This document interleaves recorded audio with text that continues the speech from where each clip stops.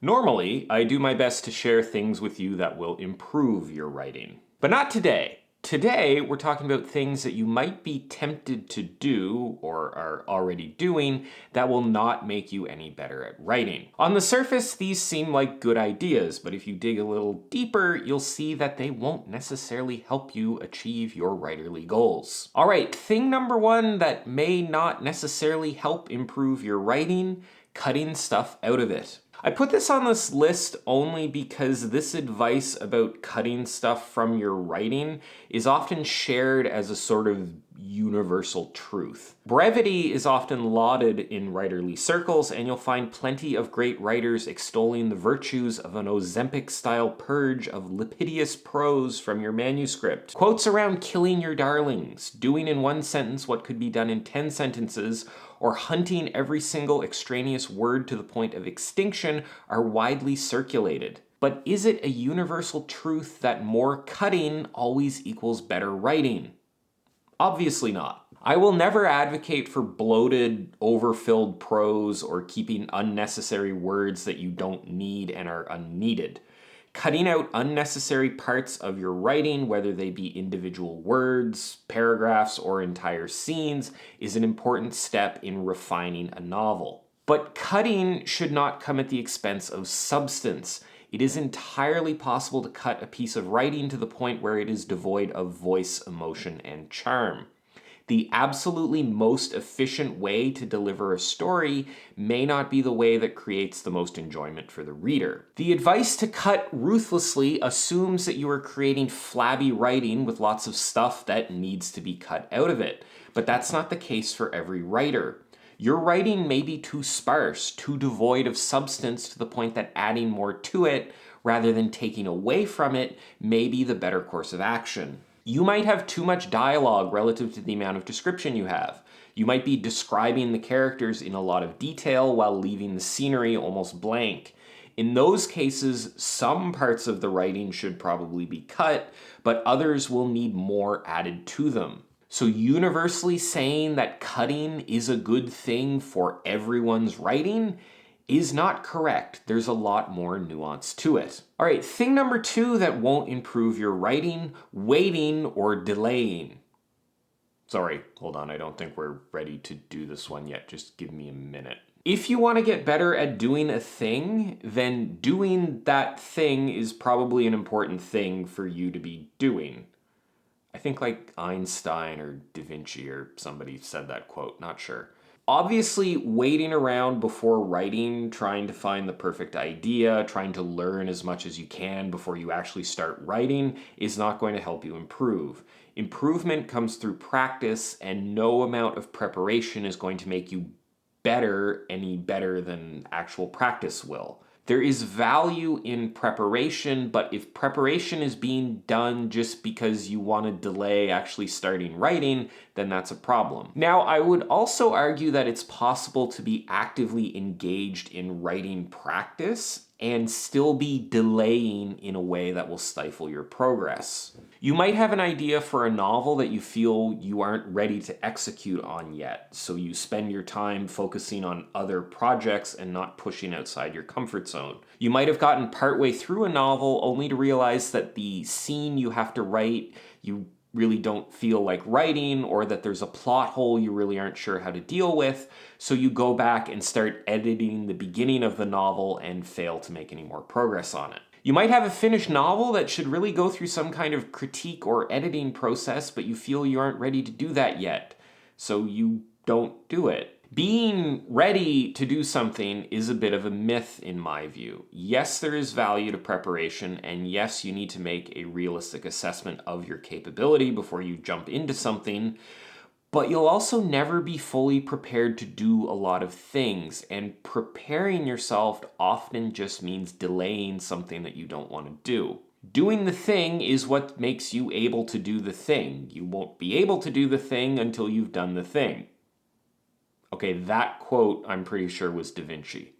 probably sounds better in Italian. If you're enjoying this video, please take a moment to subscribe. I really appreciate it, and it really helps to grow the channel, and you'll also get more of this content, which you seem to be enjoying. All right, thing number 3 that won't improve your writing, keeping it to yourself. The times when I've found the biggest flaws in my writing have been when other people read it. It is so easy to blind yourself to mistakes or issues with your writing that will be glaringly obvious to someone who's not you, someone who's like a critique partner. I had a scene in a story once that I had rewritten probably 5 or 6 times, but I never noticed that a character was holding a lantern at the beginning of that scene that magically disappeared partway through the scene.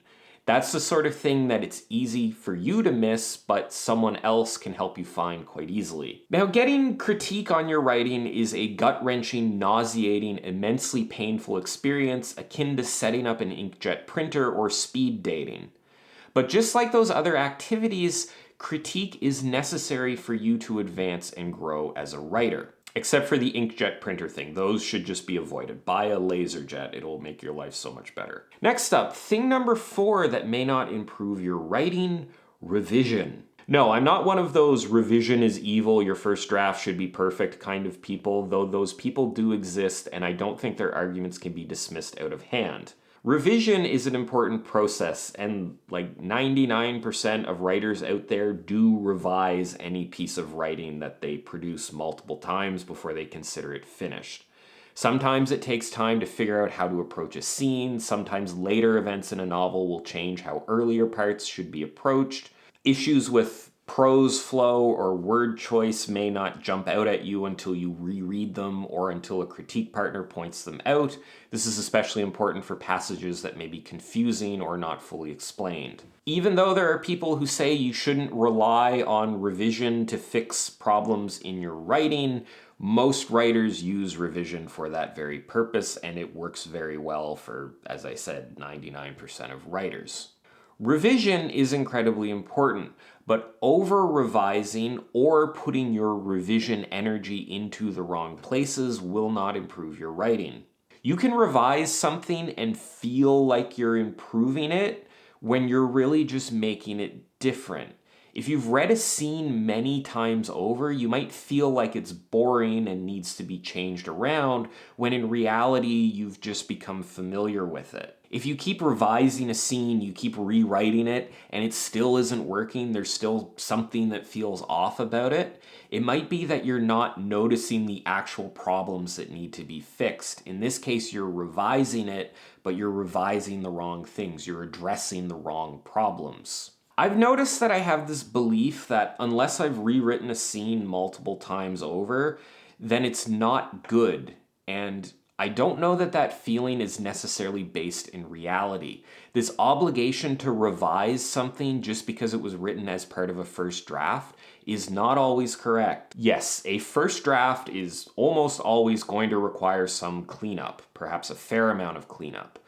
But it doesn't necessarily need to be rewritten entirely. Going over a scene 11 times is not necessarily going to lead to improvement. There's a chance that it was actually good from the beginning. You need to assess every scene on its merits, not just on the number of times you've revised it. Your 5th rewrite of a scene might be worse than the 4th one. That's something that you need to consider. Revision is important, but there's also likely some degree of diminishing returns the more of it you do. The more you revise something, theoretically, the more polished it becomes, but it's also possible for you to begin wasting energy at a certain point, or revising for the wrong reasons, all of which will not improve your writing. And lastly, thing number 5 that won't improve your writing, being passionate about it. I have this half-baked theory that we don't use the word passion right most of the time. The word passion has a positive connotation in most English-speaking parts of the world. You'll see advice like, follow your passion. We deride people for having a lack of passion. I was fired from a fried chicken restaurant once because my supervisor said I didn't operate the fryer with enough passion. I also never washed my hands and I was late every day, so that might have had something to do with it. Passion, though, especially when it's taken to an extreme degree, has some negative ramifications. An excess of passion can create anxiety and apprehension around the thing that you are passionate about. Too much passion can make us blind to our flaws and refuse to see what is clearly before us. You see this oftentimes when someone is unwilling to accept the flaws in their own writing. They become blind to them. They let their ego hide it from them. Too much passion leads to perfectionism, and excess of passion can actually move you away from the things you are passionate about. It makes you too afraid to engage in the activities because if things don't turn out well, then that's bad. This is a bit paradoxical, but the more stress you have about something, the less likely you are to succeed. Stress beyond a certain point just leads to anxiousness and difficulty focusing and nerves that make it hard to do your best. If you care so much about writing a great novel that the thought of writing a bad novel is completely unpalatable to you, then you are never going to progress. And the thing that will prevent your progress is the fact that you have too much passion. There's this tendency among a lot of people to equate passion with focus and effort, to assume that in order to realize your full potential, you must be laden with an overflowing heart, that every fiber of your being must be laser focused and fully committed, that you have to be so attached to a positive outcome, that you have to be so passionate about what you're doing that the thought of failure is debilitating. And I just don't think that's true.